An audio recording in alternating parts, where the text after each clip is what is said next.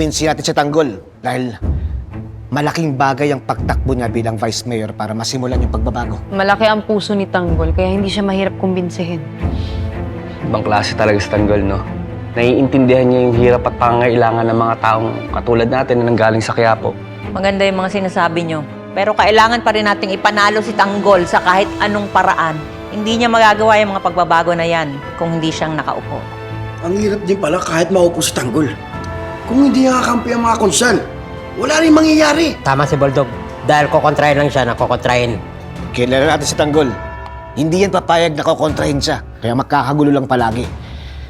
Kaya sana makumbinsi niya yung mga kakausapin niyang konsehal. Maboka si Tanggol. Kaya siguradong makukumbinsin niya yung mga yan. At isa pa, magandang hangarin ni Tanggol para sa Maynila. Pero Vice Mayor lang si Tanggol. Limitado ang kapangyarihan niya. Mayor pa rin ang masusunod. Eh ano ba kasi trabaho ng Vice Mayor? Eh di hintayin mamatay ang Mayor para may kapalit. Mahalaga ang posisyon ni Tanggol. Siya ang babalanse ng kapangyarihan sa loob ng munisipyo. Ang Vice Mayor ang maniniguro na tapat at patas ang panunungkulan ng Mayor. At sigurado ko, paninindigan ni Tanggol yung posisyon niya. Ngayon, kung sakaling manalo si Olivia bilang mayor at ipinagpatuloy niya yung maling kalakaran, naku, makakabangga niya sa Tanggol. Kaya kailangan ayusin niya yung pamamalakad niya. Sana magtagpo ang mga hangarin nila. At sana pumayag si Olivia sa mga pinaplano ni Tanggol.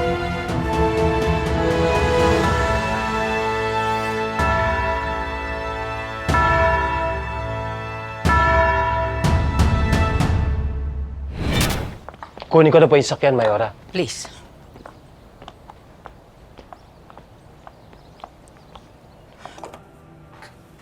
Paeng, kumain ka na. Tamlay-tamlay mo. Hindi ko maintindihan kung bakit lahat kayo sang-ayon na manligaw yung Congressman Miguelito kay Fatima. Papo naman, swerte na yung lumalapit sa atin, huwag na natin tanggihan. At tinatanggap lang natin yung binibigay sa atin. Hindi naman tayo namamalimos o namimilit. Kahit nga! Eh, saan ba manggagaling ang perang paliligaw niya kay Fatima? Sa kaban ng bayan? Eh di pakikinabangan lang natin yung perang para sa atin. Ano bang kaso doon? Ganun pala talaga kadali makabili ng tao ang mga politiko. Kung magsalita ka, akala mo kung sino kang taong malinis. Nung nagdidiskarte ka ng baluktot para may makain tayo, may narinig ka ba sa amin, ha? Ang kaibahan ngayon, wala tayong ginugulangan! Mamo, Papo, ba't kayo nagsisigawan? Tanungin mo yung magaling mo ama. Papo, Wala. Ano, kumain ka na.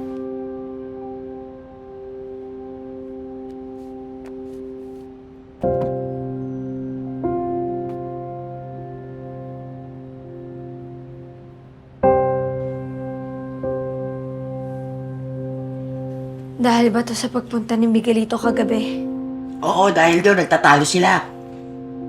Eh ikaw, ano ba sinasabi ng puso mo?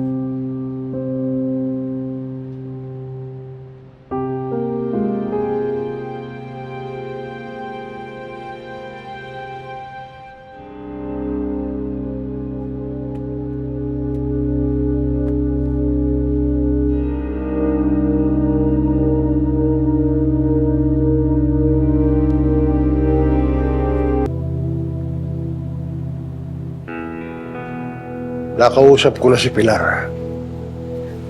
Pasensya ka na. Hindi mo kailangan mag-sorry. At kung ganon, magpapasalamat na lang ako. Para saan naman? Sa ginagawa mo para sa kandidatura ni Miguelito. Jackie, matalino ka talaga eh. Dapat noon pa, nabigyan kita ng posisyon sa City Hall. Parang di ko type yun. Yung ikaw ang maglalagay sa akin sa posisyon noon, mas bet ko yung ngayon. Sarili kong diskarte at desisyon ng pagtakbo ko.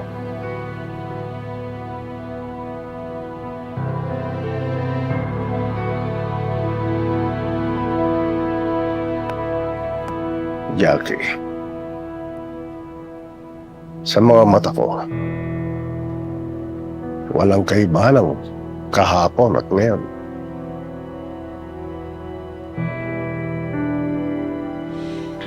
Ipapaalala ko lang sa'yo.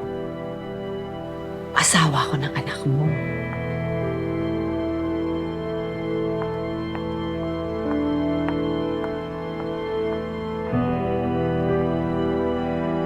Thank you so much, Chairman.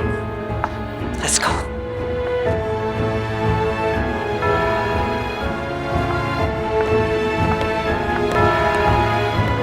Tanggol! Dali lang.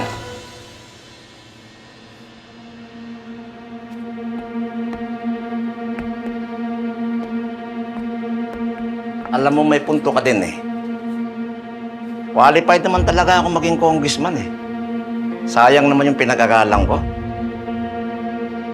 Ito na yung pagkakataon, tingin ko makagawa ko ng batas para si kakabuti ng Manila. Tanggol, natanggap kong hamon mo. Sasamahan kita. Tatakbo akong congressman. Sir, Chairman, are you sure? Baka gusto niyo munang pag-isipan ito ng mabuti. Olivia, nakapag-desisyon na ako. Si Chairman Mojica ang tatakbong congressman sa partido natin. Oh, pa hinihintay natin? Bukas ng filing ng Certificate of Candidacy. Paalam na natin sa mga tao. Tara!